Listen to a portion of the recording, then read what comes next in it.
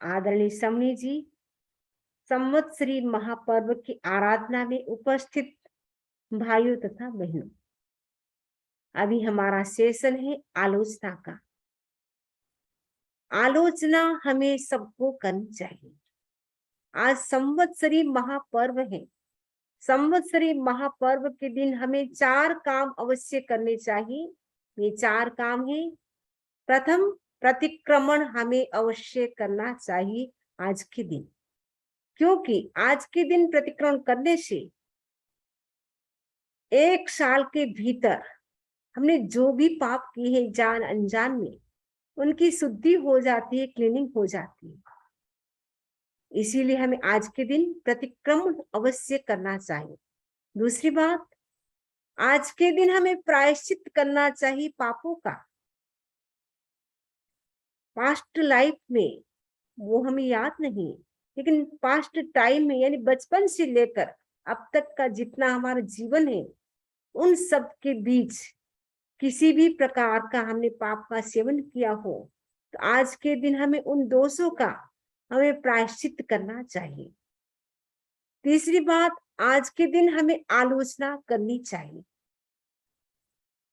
चौथी बात, हमें क्षमा याचना करनी चाहिए। किसी भी जीव के साथ, किसी भी व्यक्ति के प्रति हमें द्वेष का भाव आया है, उनसे हमें क्षमा याचना करना है। 84 लाख जीवायोनि तो आप एक साथ बोल देते हैं, लेकिन पर्टिकुलर उस व्यक्ति के साथ आज के दिन हमें क्षमा याचना करनी होती है जिसके साथ हमारी बोलचाल हुई है या बोलचाल बंद है। आज से हम बोलचाल चालू करें। यदि आप उपवास भी करते हैं, तपस्या भी करते हैं, लेकिन खमत खामड़ा नहीं करते हैं, तो हमारा सम्यक रूपी रत्न सुरक्षित नहीं रहता है।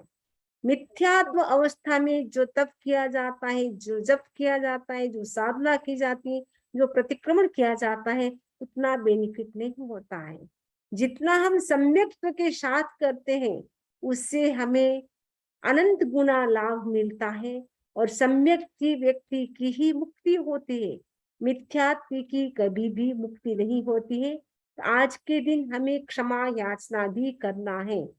ऊपर ऊपर से नहीं करना है। मिच्छामि दुक्कडम करते गए, वही काम हम शुरू कर दिया, वैसा हमें मिच्छामि दुक्कडम नहीं करना है।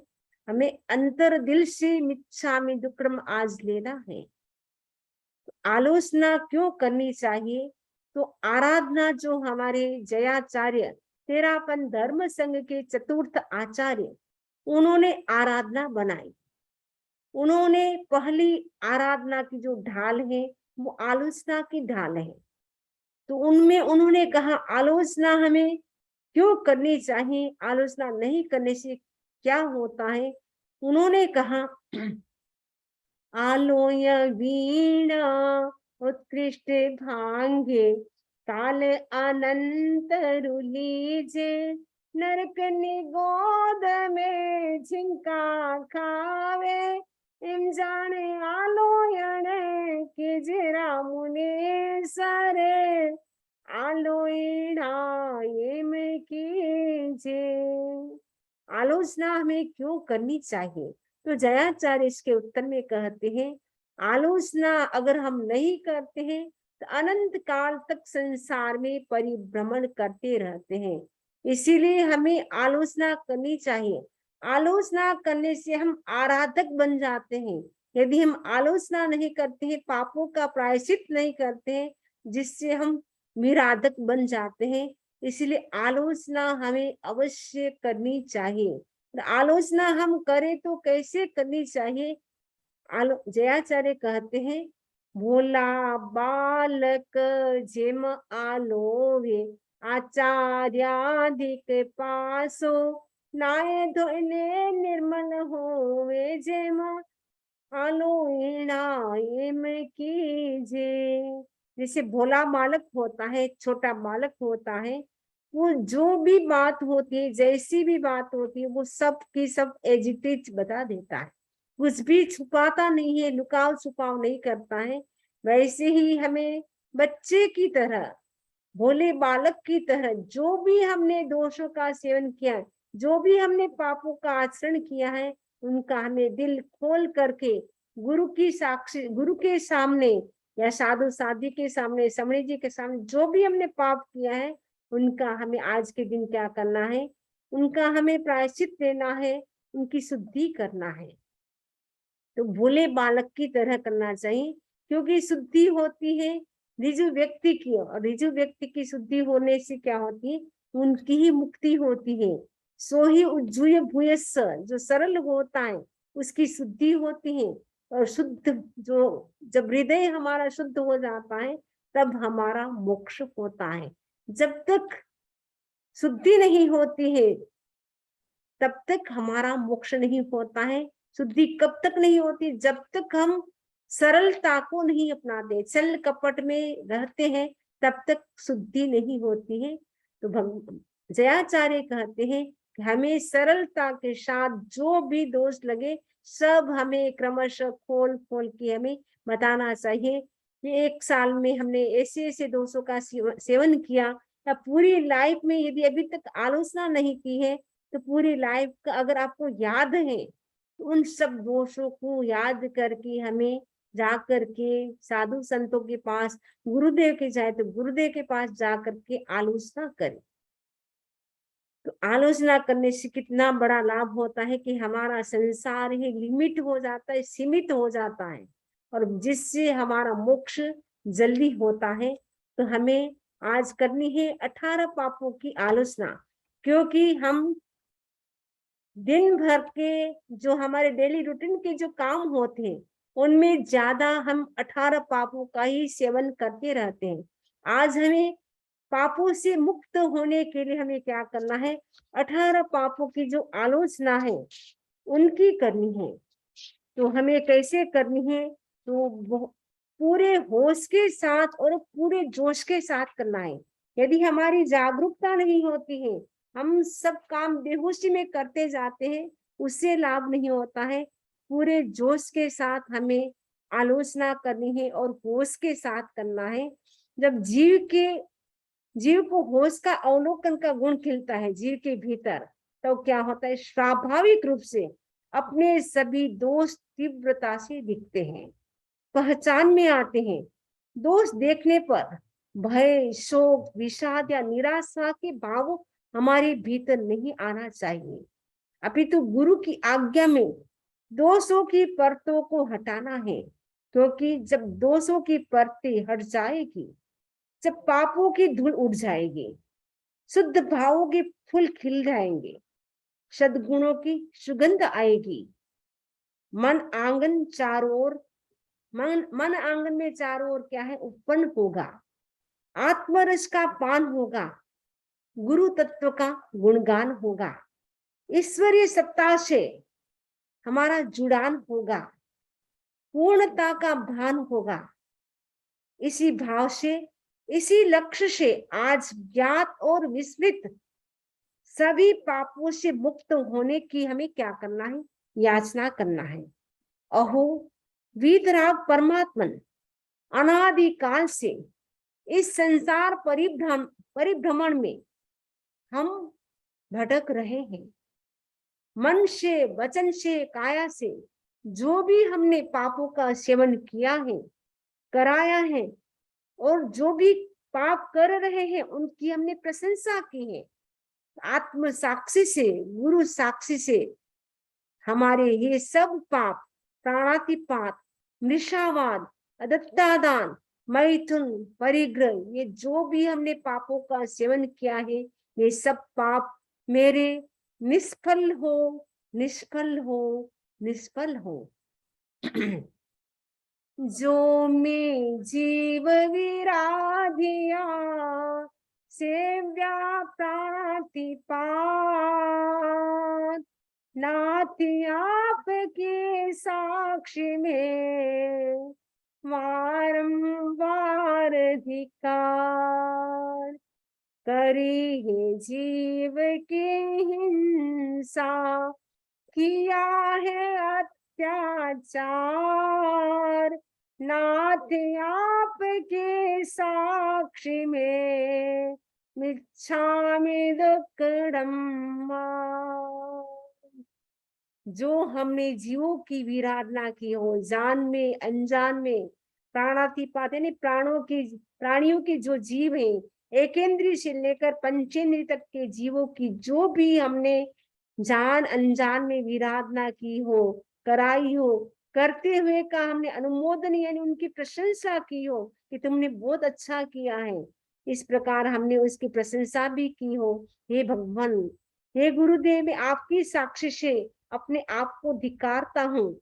यदि मैंने जीवों की हिंसा की है, अत्याचार उन पर किया है, प्रभु आपकी साक्षी से मैं क्या करता हूँ, मिच्छामि दुक्कडम। तो 1 वर्ष के भीतर हमने किसी भी प्रकार के प्राणातिपात पाप का सेवन किया हो, करवाया हो, करते हुए का अनुमोदन किया हो, तो सभी बोलेंगे तस्य मिच्छामि दुक्कडम।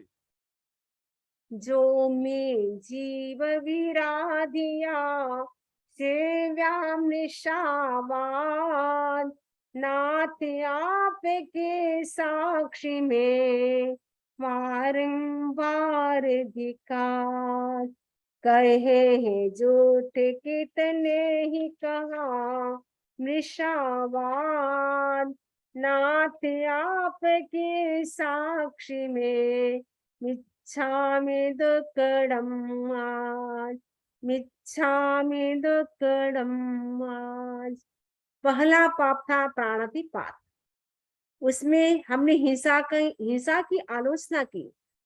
दूसरा पाप है मृषावाद, मृषा यानी झूठ, वाद यानी बोलना, झूठ बोलना। यदि मैंने इस 1 वर्ष के भीतर किसी भी प्रकार का हमने झूठ बोला हो, बुलवाया हो, बोलते हुए का हमने अनुमोदन किया हो, और बार बार हमने झूठ बोला हो, कहा कुछ किया कुछ, इस प्रकार हमने झूठ का व्यवहार किया हो, तो प्रभु आपकी साक्षी से मैं मिच्छामि दुक्कडम लेती हूँ। मन से, वचन से, काया से जो भी हमने झूठ बोला हो, बुलवाया हो, बोलते हुए का अनुमोदन किया हो, अरिहंत अनंत सिद्ध केवली भगवन गुरु आत्मा की साक्षी से त्रिदे त्रिदे करी सब बोलेंगे तस्य मिच्छामि दुक्कडम। जो में जीव विराधिया सेव्या अदत्ता दान, नाथ आपके साक्षी में बारंबार धिक्कार।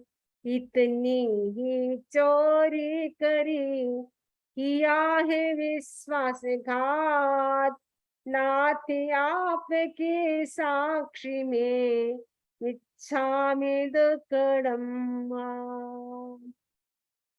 तीसरा पाप है अदत्ता दान। अदत्त यानी बिना दी हुई वस्तु का सेवन करना, किसी की परमिशन के बिना वस्तु का उपयोग में लाना, यूज करना, वो चोरी कहलाती है। अगर वस्तु किसी की चाहिए तो परमिशन ले कि हम आपकी ये वस्तु ले रहे हैं, बिना पूछे यदि हम किसी की वस्तु लेते हैं तो उससे हमें चोरी का पाप लगता है। तो आज तक मैंने चोरी करके किसी भी जीवों की विराधना की हो, कराई हो, किसी का मैंने विश्वासघात किया हो। कभी कभी व्यक्ति विश्वासघात कर देता है, चोरी कर लेता है, उसके बाद भी वो मना करता है, विश्वासघात कर देता है। विश्वास के साथ किसी ने आपको रुपए दिए, लेकिन आपका मन बदल गया, आपने क्या कहा, आपने कब दिया था, हमें कुछ पता नहीं, तो उनके रुपए को हड़प लिया। विश्वासघात किया हो किसी व्यक्ति के साथ, तो याद करना है किस प्रकार का पाप मैंने अपनी लाइफ में किया है, या इस 1 वर्ष के भीतर भी अगर आपको याद हो तो याद करना है कि पूरी लाइफ के अंदर या 1 वर्ष के अंदर हमने किसी भी प्रकार का किसी भी व्यक्ति के साथ विश्वासघात किया हो, किसी भी प्रकार की हमने चोरी की हो, तो तस्य मिच्छामि दुक्कडम। जो में जीव विराधिया सेव्या मैथुन पाप, नाथ आपके साक्षी में वारंवार धिक्कार। काम वासना से घिरा पाप हूँ करता अनेक। नाथ आपके साक्षी में मिच्छामि दुक्कडम् आज, मिच्छामि दुक्कडम् आज। मैंने मैथुन सेवन किया हो, क्योंकि श्रावक श्राविका है, अपने पति पत्नी के अतिरिक्त किसी को भी विकार की दृष्टि से देखा हो तो अपने आप को धिक्कार करे कि धिक्कार है। मैंने पर पुरुष को विकार की दृष्टि से देखा है। काम वासना का भाव यदि मन में आया हो और छुप करके यदि हमने व्यभिचार किया हो तो मन से, वचन से, काया से उन सभी मैथुन पाप से संबंधित जो भी पाप, देव मनुष्य तिरंज संबंधित जो भी हमने मैथुन का सेवन किया हो, कराया हो, करते हुए की प्रशंसा की हो, तस्मिच्छामि दुक्कडम्। जो में जीव विराधिया सेव्या परिग्रह पाप। नाथ आपके साक्षी में वारंवार धिक्कार। किया परिग्रह कितना ही मूर्छा अपरंपार।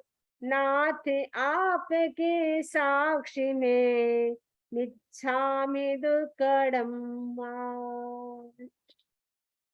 परिग्रह को इकट्ठा करने के लिए, परिग्रह का संचय करने के लिए व्यक्ति कितनी दौड़ धूप करता है। व्यक्ति को चाहिए कितनी, मात्र 5 फुट जमीन चाहिए। जब व्यक्ति की मृत्यु होती है 5 फुट जमीन के भीतर ही उसका दाह संस्कार किया जाता है, ज्यादा कुछ साथ में नहीं जाता है। चाहिए कितना, रोटी, कपड़ा और मकान, लेकिन व्यक्ति की कितनी बड़ी बड़ी इच्छाएं होती हैं। इसके कारण व्यक्ति क्या करता है, परिग्रह का संचय करता रहता है। एक मकान हो गया, पहले मकान नहीं था तब कहता था मकान हो जाए तो बहुत अच्छा हो जाए, फिर हम आराम से रहेंगे, किसी भी प्रकार की हमें चिंता नहीं रहेगी। एक मकान हो गया, अब मकान कम पड़ता है, छोटा पड़ता है, तो सोचता है कि दूसरा मकान हो जाए। एक ऑफिस होगी, सोचता है दूसरी ऑफिस हो जाए। आगे से आगे व्यक्ति के भीतर परिग्रह बढ़ाने की भावना बढ़ती रहती है। तो परिग्रह तो बढ़ाया, उसके साथ हमने क्या किया, उनके साथ अटैचमेंट किया। परिग्रह बढ़ाना पाप नहीं है, यदि आपने ऐसे तो आप बढ़ा सकते, लेकिन उसके प्रति अटैचमेंट रखना।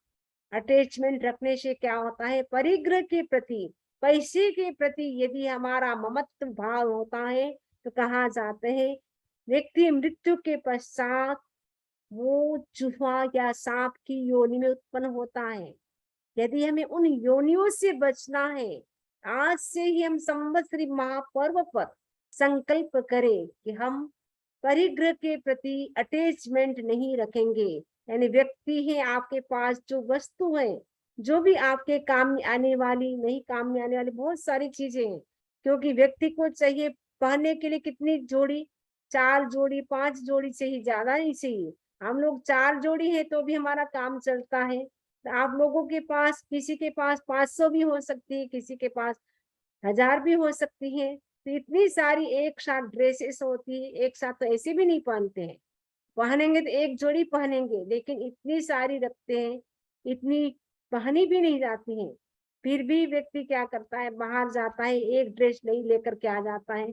तो संकल्प करे कि ये संवत्सरी से नेक्स्ट संवत्सरी जब तक 2023 की आएगी तब तक मुझे 5 साड़ी से ज्यादा नहीं खरीदना है। हो सके तो नहीं खरीदना तो पूरा त्याग कर ले। लेकिन आप कहेंगी हमें शादी में जाना होता है। आजकल तो शादी में एक बार साड़ी पहन ली तो दूसरी बार पहनते भी नहीं है। लोग कहेंगे अरे ये तो आपने पहले पहनी थी, वापस उसी को पहन ली। तो इसके लिए हमें लेना पड़ता है। तो आपको सपोज लेना भी पड़े तो संकल्प करके हम पूरे साल में 5 ड्रेस से ज्यादा नहीं खरीदेंगे, उससे ज्यादा तो आपको चाहिए नहीं। और पुरानी जो ड्रेसें होती जाती है उसको निकालते जाए, लेकिन उसको आप भरे नहीं, अलमीरा भरे नहीं, शोकेस जैसा लगता है। कई लोग दिखाते, समी जी हमारा ड्रेस रूम देखो, ऐसा लगता है शोरूम में आ गई। इतनी सारी ड्रेसेस होती है, इतनी ज्वेलरी होती है, इतना मेकअप की सामग्री होती है, तो लगता है कोई शोरूम में आ चुके हैं। तो हम इतना परिग्रह न रखें जितना जरूरत है, क्योंकि ज्यादा परिग्रह होगा, मेंटल में भी हमारा टाइम चला जाएगा ज्यादा। फिर हम धर्म ध्यान कब करेंगे? तो जितनी जरूरत है आपको उतनी रखे। तो अनावश्यक परिग्रह का संग्रह न करे। तो आपको लगे 1 वर्ष के अंदर कोई वस्तु काम नहीं आ रही है तो उसको निकाल दे। कई लोग वर्षों वर्षों तक पड़ी होती है, बाद में काम आएगी, बाद में काम आएगी, ऐसे करके वो रखते जाते हैं, लेकिन वो काम में नहीं आती है। तो अच्छा हो कि जो गरीब है, जिसके पास वो वस्तु नहीं, उनको दे दिया। लेकिन आप उस वस्तु को इकट्ठा न करें। नई वस्तु लाते उससे पहले उस वस्तु को निकाल दे, फिर नई वस्तु लाए। लेकिन वो भी रखेंगे और उसको भी लाएंगे तो और आपका परिग्रह बढ़ता जाता है। और परिग्रह के प्रति फिर ज्यादा अटैचमेंट होता है, उससे हमारा संसार परिभ्रमण बढ़ता रहता है। ये जो 5 प्रकार के पाप, अहिंसा, सत्य, अचौर्य यानी अदत्ता दान, और मैथुन और परिग्रह, ये 5 प्रकार के पाप जो हमने अतीत में सेवन किए हो, कराए हो, करते हुए का अनुमोदन किया हो, तो मन से, वचन से, काया से, तस्मिच्छामि दुक्कडम। अब हम करेंगे उन पापों की व्याख्या जो अभी हमने ध्यान किया था। क्रोध, मान, माया, लोभ, राग, द्वेष, ये जो 6 पाप हैं, उनकी हम पहले आलोचना करेंगे। अहो वीतराग परमात्मन, अनादिकाल से इस संसार में परिभ्रमण करते करते हमने क्रोध, मान, माया, लोभ, राग, द्वेष के भाव से लेकर द्रव्य तक मन से, वचन से, काया से किया है, करवाया है। करने वालों की हमने प्रशंसा की है। तो हे गुरुदेव, आपकी साक्षी से इन पापों को मैं स्वीकार कर हृदय से याचना करता हूँ कि अनादि काल के सभी मेरे पाप निष्फल हो, निष्फल हो, निष्फल हो। अब हम आलोचना करेंगे क्रोध, मान, माया, लोभ, राग, द्वेष, कलह, ये जो कसाय है। कसाय का मतलब है जो संसार में परिभ्रमण कराए, उनका नाम है कषाय। कस यानी संसार, आय यानी प्राप्ति, जो संसार की प्राप्ति कराए उसका नाम कसाय है। कसाय जब तक रहेगा तब तक संसार रहेगा। यदि हमें संसार से मुक्त होना है तो हरिभद्रेश्वरी कहते हैं कसाय मुक्ति किल मुक्ति रेव। कसाय से मुक्त हो गए इसका मतलब है हमारा मोक्ष श्योर है। तो हमें क्या करना है? जो पाप है, क्रोध को भी पाप कहा गया है, मान को भी, माया, लोभ, ये राग जैसे सारे पाप हैं, उनकी आज हमें आलोचना करनी है। तो सबसे पहले हम गाएंगे, जो में जीव विराधिया सेव्या क्रोध पाप, नाथ आपके साक्षी में बारंबार धिकार। क्रोध मेरे जीवन में बारंबार न आए, नाथ आपके साक्षी से मिच्छामि दुक्कडम। अनंत काल की यात्रा में हमने कब कब क्या क्या क्रोध किया हमें याद नहीं है, लेकिन इस लाइफ का क्रोध याद करें। बचपन से लेकर अब तक की जो यात्रा हमारी जीवन की चल रही है, उनमें हमने कितनी बार क्रोध किया, क्यों किया, किसके प्रति किया, उन सबको याद करें कि क्रोध क्यों आया, किसके प्रति किया। फिर अपने आप को धिक्कार के धिक्कार है, मैंने ऐसे क्रोध का पाप किया। अब संकल्प करना है कि ऐसा क्रोध मेरे जीवन में बार बार न आए। अब क्रोध मुझे नहीं करना है। कल्पसूत्र में हमने सुना था क्रोध के कारण साधु भी क्या बन गया? चंड कौशिक नाग बन गया। तो क्रोध की स्थिति में जब व्यक्ति गुस्सा में होता है, उस समय यदि आयुष्य का बंद हो तो व्यक्ति सांप की योनि में जा सकता है। तो हमें उन सांप की योनियों में नहीं जाना है। और अनंतानुबंधी क्रोध यानी एक्सट्रीमली क्रोध हो तो व्यक्ति नरक में भी जा सकता है। तो क्रोध व्यक्ति को नरक तक पहुंचाता है, तो क्षमा व्यक्ति को मोक्ष तक पहुंचाता है। तो हमें क्षमा के भाव को अपनाना है। आज संवत्सरी महापर्व पर हम संकल्प करें, ये गुरुदेव आपकी साक्षी से अतीत में जो भी मैंने क्रोध किया हो, करवाया हो, करते हुए कि हमने प्रशंसा की हो, अरिहंत अनंत सिद्ध केवल गुरु भगवंत गुरु आत्मा की साक्षी से त्रिविधे त्रिविधे करी तस्मिच्छामि दुक्कडम, सभी मिच्छामि दुक्कडम बोलते जाएंगे और एकदम अहोभाव से करेंगे, सचमुच मेरा क्रोध दूर होता जा रहा है। दूसरा कसा है, मान कसा है, जो में जीव विराधिया सेव्या मान कसाय, नाथ आपके साक्षी में बारंबार धिकार, पुण्य से जो भी मिला करता उसका मान, नाथ आपके साक्षी में मिच्छामि दुक्कडम मान। मान कसाय के वशीभूत मैंने जो भी जीवों की विराधना की हो तो मुझे धिक्कार है। जब व्यक्ति के पुण्य का योग होता है तो उसको बहुत सारी फैसिलिटी के साधन मिलते हैं, लेकिन जब वो साधन मिले तो आपने अभिमान किया, आहा इतना बड़ा बंगला मेरे पास है, इतनी गाड़ी मेरे पास है, इतनी ऑफिस मेरे पास है, इतनी ज्वेलरी मेरे पास है। इस प्रकार हमने अभिमान किया, पुण्य से आपको मिल गया लेकिन आपने अभिमान किया, उससे क्या हुआ, वापस पाप कर्म का बंधन हुआ। तो एक्सट्रीमली जो मान होता है वो भी व्यक्ति को नरक गति में ले जाता है। तो मान करने से कहा जाता है जिस वस्तु का हम मान करते हैं वो नेक्स्ट जन्म में वो वस्तु नहीं मिलती है। इसीलिए हमें, यदि हम रूप का मान करेंगे तो नेक्स्ट जन्म में कुरूप होंगे, यदि हम शक्ति का अभिमान करेंगे तो नेक्स्ट जन्म में हम एकदम वीक बॉडी वाले होंगे। कई लोग बोलते हैं महाराज खाते पीते हम कमजोर लगते हैं, कमजोरी महसूस होती है, क्यों? क्योंकि मान किया है पूर्व भाव में, इसलिए इस जन्म में खाते पीते आपको कमजोरी महसूस होती है। तो जिस वस्तु का हम मान करते हैं वो वस्तु हमें नहीं मिलती है, इसलिए हम आज उसका क्या करते हैं, मिच्छामि दुक्कडम करते हैं। किसकी साक्षी से?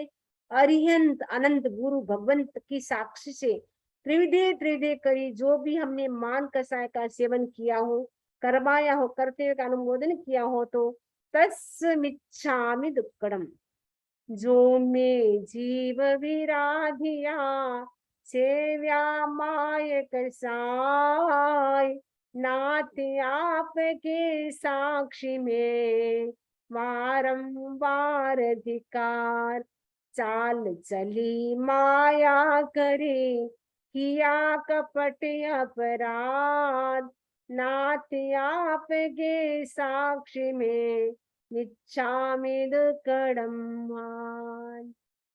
माया के वशीभूत मैंने अनेक जीवों की विराधना की। माया का मतलब कहना कुछ करना कुछ, लुकाओ छुपाओ, ये सब माया है।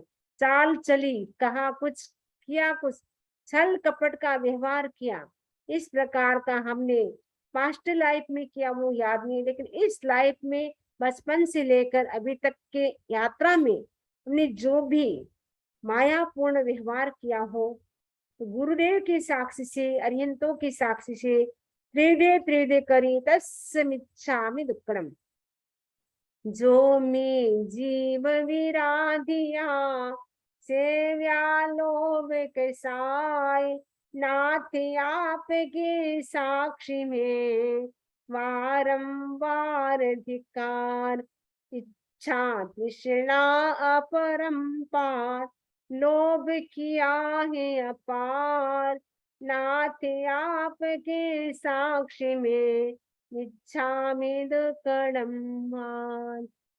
लोभ के वशीभूत हमने किसी भी जीव की हत्या की हो, मर्डर किया हो, तो बारंबार धिक्कार है। और ये जो तृष्णा है, इच्छा है, वो कभी भी पूरी नहीं होती। एक इच्छा हम पूरी करते हैं, दूसरी इच्छा और अधिक उत्पन्न हो जाती है। एक इच्छा पूरी नहीं होती है तो दूसरी इच्छा और अधिक जागृत हो जाती है, इच्छा आगे से आगे बढ़ती जाती है। भगवान कहते इच्छाओ आकाश समान अनंत, इच्छा आकाश के समान अनंत है। आकाश का जैसे कोई और छोर नहीं है, वैसे ही इच्छा का भी कोई और छोर नहीं है। कितना ही धन मिल जाए फिर भी व्यक्ति को लगता है और मिल जाए, और मिल जाए, और मिल जाए, बस यही भाव रहता है। संतोष नहीं होता है कि बस अब तो मैं स्टॉप करूं, अब मुझे लिमिट करना है, अब मुझे कितना ही मिल जाए लेकिन मुझे नहीं कमाना है, मुझे नहीं रखना है। अगर मिल भी गया, पुण्य से कमाई भी होगी, तो मुझे क्या करना है, अपने पास नहीं रखना है, उसको जिसको जरूरत है उसको मुझे हेल्प करना है। तो परिग्रह का हमने, लोभ कषाय का हमने सेवन किया हो, कराया हो, कर्तव्य का अनुमोदन किया हो, अरिहंतों की साक्षी से, गुरुदेव की साक्षी से, त्रिदे त्रिदे करी तस्मिच्छामि दुक्कड़म। जो में जीव विराधिया सेव्या हर क्षण राग, नाथ आपके साक्षी में बारंबार धिकार। मूल भूल है राग की करता बारंबार, नाथ आपके साक्षी में मिच्छामि दुक्कडम आज, मिच्छामि दुक्कडम आज।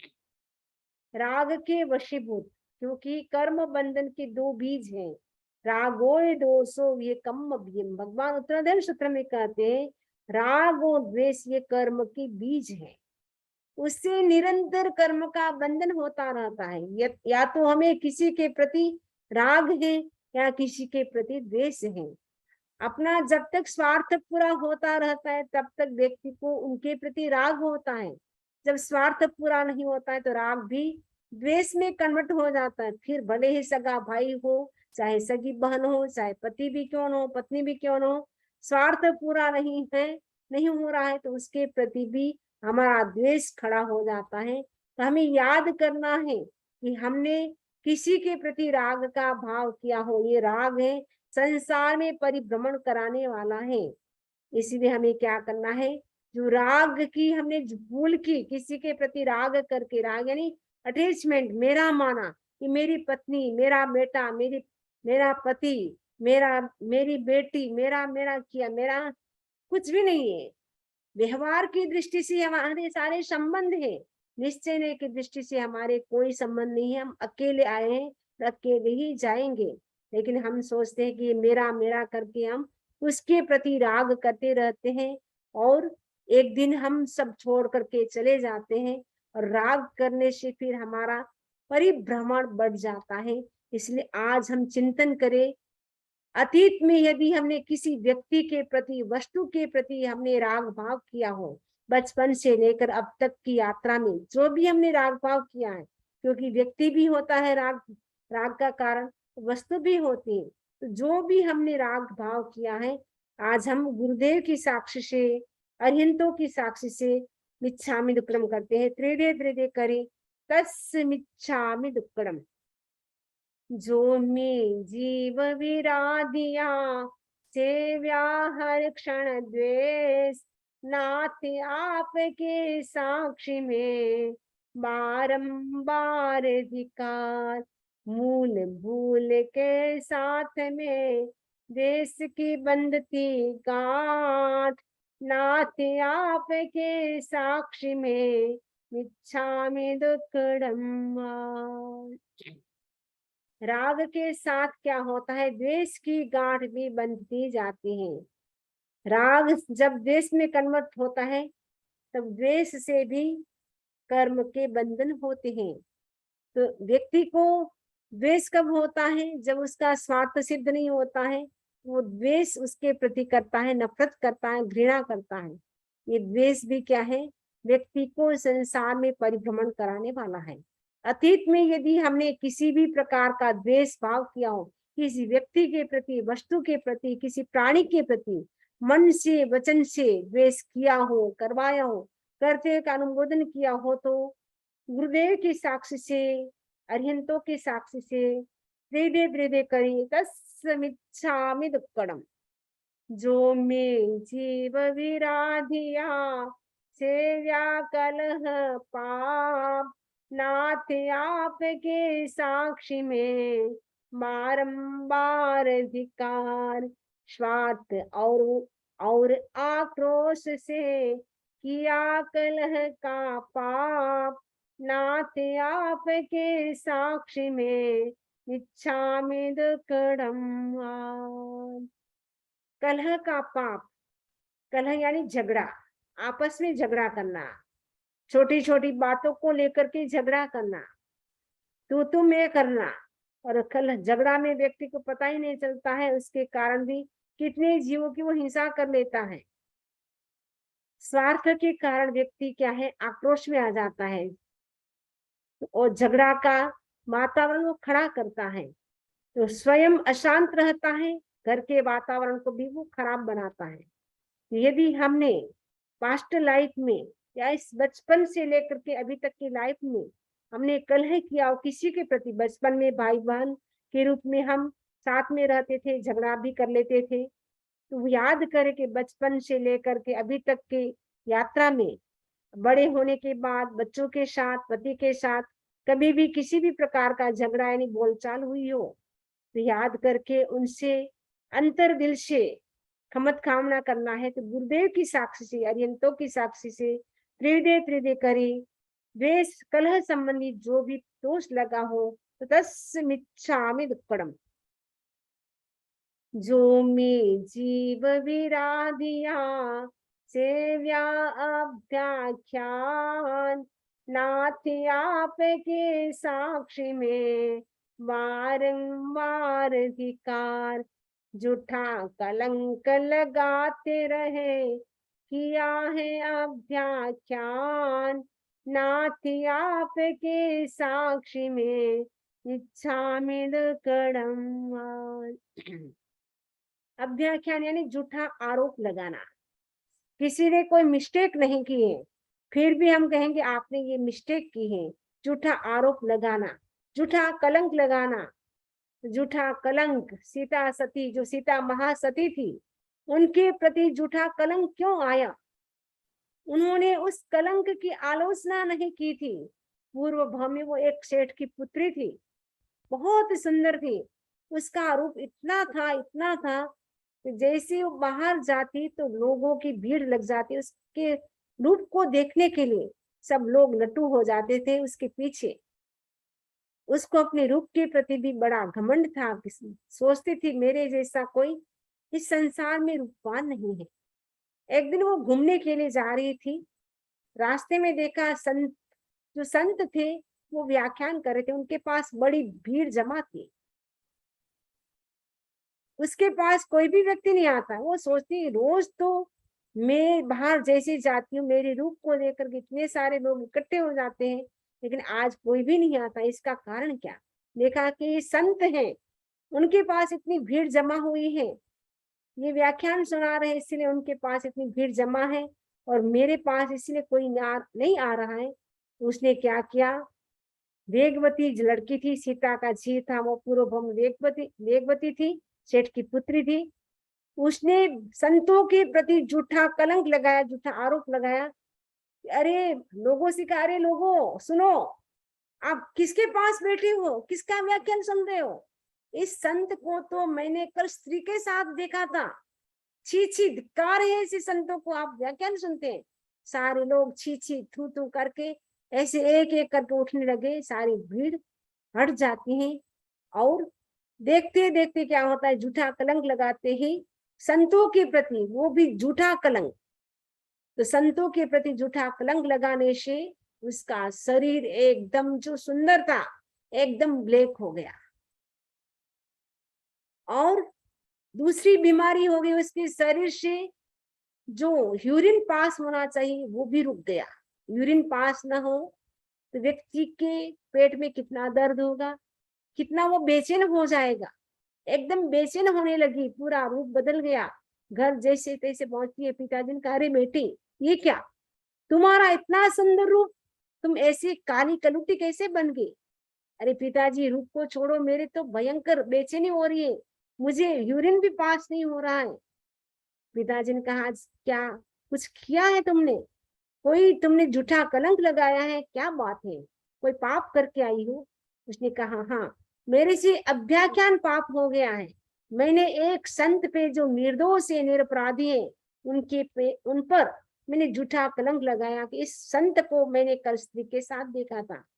पिताजी तत्वज्ञानी थे, धार्मिक थे, समझदार थे। पिताजी ने कहा, बेटी जल्दी जाओ, विलंब मत करो, देरी मत करो, डोंट डिले, जल्दी जाओ, वो ट्रेन शीघ्र जाओ और उनसे क्षमा याचना करके आओ।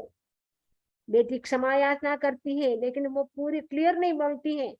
तो अभी तक वो पाप था पूरा साफ नहीं होता है। जो मूत्रावरोध था, जो यूरिन पास नहीं हो रहा था, वो तो हो गया, लेकिन रूप भी वापस नहीं आता है। और उसका जो झूठा कलंक का जो पाप हो गया, वो निकाचित बन गया था। उसका फल उसको कहाँ मिलता है? सीता जब वो बनती है महासती के रूप में, उस समय उसका कलंक उसको रावण के घर उस भोगना पड़ा। रावण के घर रहने से उसके ऊपर भी झूठा कलंक लगाया गया। सीता भी निरपराध थी, उन्होंने किसी भी प्रकार का शील का खंडन नहीं किया था, फिर भी उनके ऊपर झूठा कलंक आया कि सीता पता नहीं इतने दिन रही तो वो क्या पता कैसी है। तो लोगों के कहने से राम ने भी क्या किया, उनकी अग्नि परीक्षा की, उनको वनवास भेज दिया प्रेग्नेंट अवस्था में। तो ये झूठा कलंक क्यों आया? क्योंकि उन्होंने आलोचना नहीं की। इसलिए आलोचना करना जरूरी है। यदि हमने भी पास्ट लाइफ में किसी के प्रति झूठा कलंक लगाया हो, इस लाइफ में तो आपको याद हो कि किसी को भी हमने झूठा कलंक दिया हो, लगाया हो, याद करके उनके पास जाए और कहे अज्ञानतावश मैंने ऐसा किया था, रियल में आपने ऐसा नहीं किया था, मैंने झूठा ही बोल दिया था। आप जा करके क्षमा याचना करें। गुरुदेव की साक्षी से, अजंतों की साक्षी से, अभ्याख्यान पाप का यदि हमने सेवन किया हो, कराया हो अतीत में, वर्तमान में, तो हम हृदय करी हम क्या करते हैं, उसका मिच्छामि दुक्कडम करते हैं। मिच्छामि दुक्कडम, जो में जीव विराधिया से व्यापै शून्य पाप, नाथ आप के साक्षी में वारंवार धिकार। अपनी घृणा और आदत से करा है पै शून्य पाप, नाथ आप के साक्षी में मिच्छामि दुक्कडम। पैशून्य यानी चुगली, पीठ के पीछे किसी की चुगली करना, निंदा करना, सामने तो प्रशंसा करना, सामने कहना अरे कुसुम बेन तो बहुत अच्छे हैं, पीछे से कहना अरे आपको पता नहीं, हम जानते हैं वो कैसे हैं। तो चुगली किसी की करना पीठ के पीछे, यदि आप में हिम्मत है, आप उनके सामने बोल दे कि आप में ऐसी ऐसी मिस्टेक है, पीछे बोलना वो भयंकर पाप है। पीठ के पीछे यदि हम किसी की निंदा करते, चुगली करते हैं, पीठ का मांस खाने के बराबर वो पाप लगता है। इसलिए आज से हम संवत्सरी महापर्व पर संकल्प करें, हम किसी की भी पीठ के पीछे चुगली नहीं करेंगे, उनकी निंदा नहीं करेंगे। तो यदि हमने पैशून्य पाप किया हो, यानी निंदा की हो, घृणावश, आदतवश, किसी की आदत होती है, उसको अच्छा लगता है, आनंद आता है चुगली करने में, निंदा करने में, या किसी से घृणा हो जाती है, नफरत हो जाती है, तो भी उनकी चुगली करते रहते हैं। इस प्रकार का पैशून्य संबंधी पाप हमने पास्ट लाइफ में या इस लाइफ में भी यदि आपको याद हो, तो गुरुदेव की साक्षी से, आत्मा की साक्षी से हम क्या करें, उसका हृदय करें। तस्मिच्छामि दुक्कडम, जो में जीव विराधिया से व्यापर परिवाद, नाथ आप के साक्षी में वारंवार धिकार। राग देश का गठबंधन पर परिवाद कराए, नाथ आप के साक्षी में मिच्छामि दुक्कडम। पर परिवार यानी दूसरों की चर्चा करना, अपनी चर्चा नहीं करना, दूसरों की चर्चा करना। अमुक व्यक्ति ऐसा है, अमुक ऐसा है, अमुक ऐसा करता है, पूरे गांव की चर्चा करना। तो दूसरों की चर्चा करने से हमें मिलेगा क्या? कुछ भी नहीं मिलेगा। उल्टे हम पाप कर्म का बंधन करेंगे, प्लस हमारा टाइम भी वेस्ट होगा, और उससे हमारे राग द्वेष के गठबंधन बढ़ते जाते हैं। तो हम संकल्प करें कि हम दूसरों की चर्चा नहीं करेंगे, करेंगे तो अपनी चर्चा करेंगे, धर्म की चर्चा करेंगे, अध्यात्म की चर्चा करेंगे, लेकिन हम कभी भी दूसरों की चर्चा नहीं करेंगे। इस व्यक्ति में ये कमजोरी है, इस व्यक्ति में ऐसा है। दूसरों के दोषों को हम नहीं देखेंगे, आत्म दोषों को आत्म दर्शन करेंगे, अपने दोषों को देखेंगे। पहले दोषों को देखेंगे, फिर हम एक्सेप्ट करेंगे। एक्सेप्ट करने के बाद हम उसका प्रायश्चित करेंगे। प्रायश्चित करने के बाद पश्चाताप होना चाहिए कि अरे मेरे से ये पाप हो गया, पश्चाताप होना चाहिए। जब तक पश्चाताप नहीं होता है, आपने सॉरी सॉरी बोल दिया लेकिन अंदर से दिल नहीं दुख रहा है, पश्चाताप नहीं, दुख नहीं रहा है, पश्चाताप नहीं हो रहा है, तो जब तक पश्चाताप नहीं होता है तब तक वो कर्म है वो हल्के नहीं होते हैं। इसीलिए हमें जो भी अनजान में जान में जो भी दोष लग जाए उसका हमें क्या करना है? पश्चाताप करना है, प्रायश्चित करना है, स्वीकार करना है। और उसके बाद दोषों से हम कैसे मुक्त हो सकते हैं उसके लिए हमें प्रयत्न करना है। तो ये संकल्प कर ले कि हम जो भी दोष का सेवन किया है उसको स्वीकार करें कि पास्ट लाइफ में, इस लाइफ में हमने जो जो हमने पाप किए हैं पर परिवार संबंधी, तो उसका जो हमें दोष लगा हो, तो गुरुदेव की साक्षी से, अहिंतों की साक्षी से त्रिदे करी पर परिवार संबंधी जो भी दोष लगा हो तो मिच्छामि दुक्कड़म,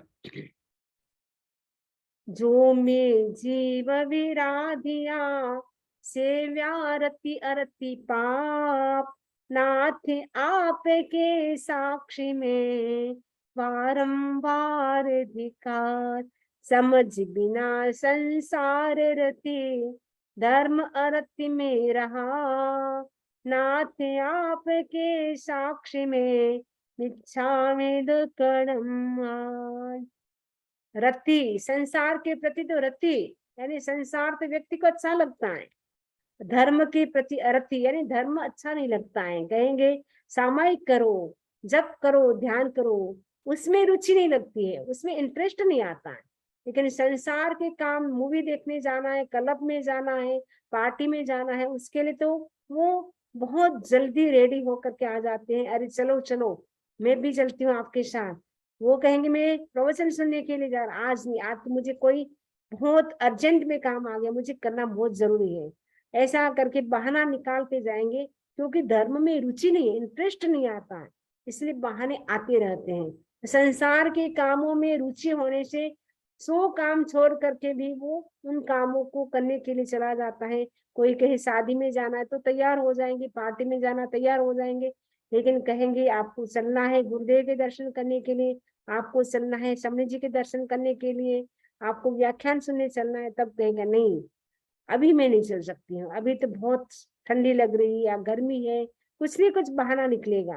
तो रति अरति पाप का हमने सेवन किया हो, कराया हो, करते हुए का अनुमोदन किया हो, गुरुदेव की साक्षी से, अरिहंतों की साक्षी से त्रिदे करी तस्मिच्छामि दुक्कड़म, जो में जीव विराधिया सेव्या माया मृषावाद, नाथ आपके साक्षी में बारंबार धिकार, कपट चाला के झूठ से किया है माया मृषावाद, नाथ आपके साक्षी में मिच्छामि दुक्कड़म।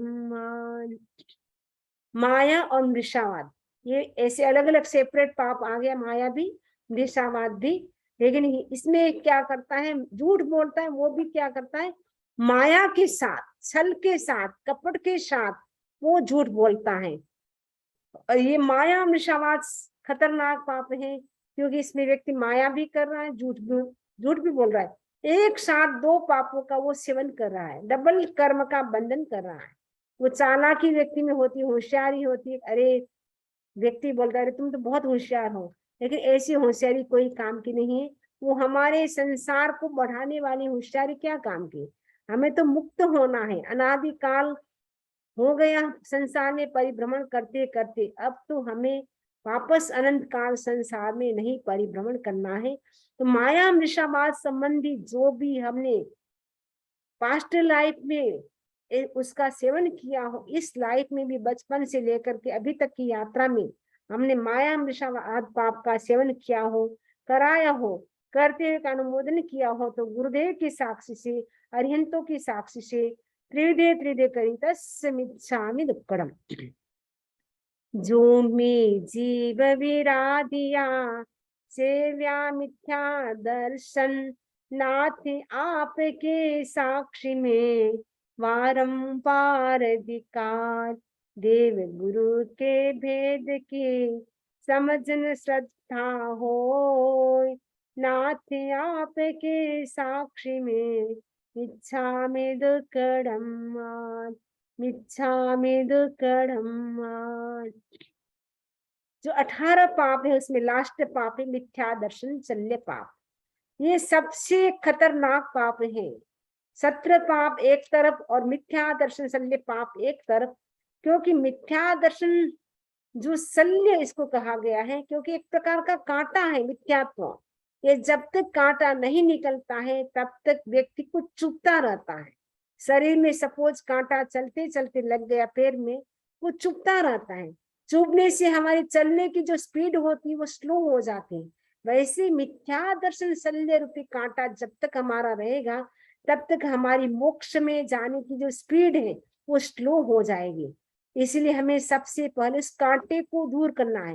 ये मिथ्या दर्शन शल्य का कांटा निकल गया तो शेष 17 पाप तो अपने आप ही चले जाएंगे।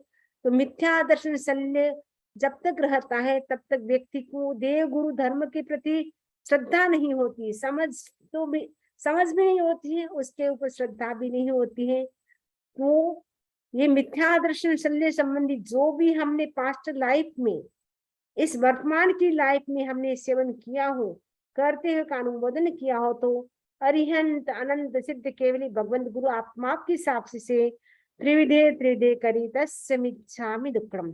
इस प्रकार हमारी 18 पाप से संबंधित जो भी हमने दोष सेवन किए थे उनकी आलोचना हमने की है। इससे संबंधित किसी को कोई प्रश्न हो तो पूछ सकते हैं। इसी आशा के साथ ओम अरहम, ओम अरहम। ये 18 पापों की आलोचना बहुत ही सुंदर है। प्रतिदिन हमें इसकी हो सके तो करनी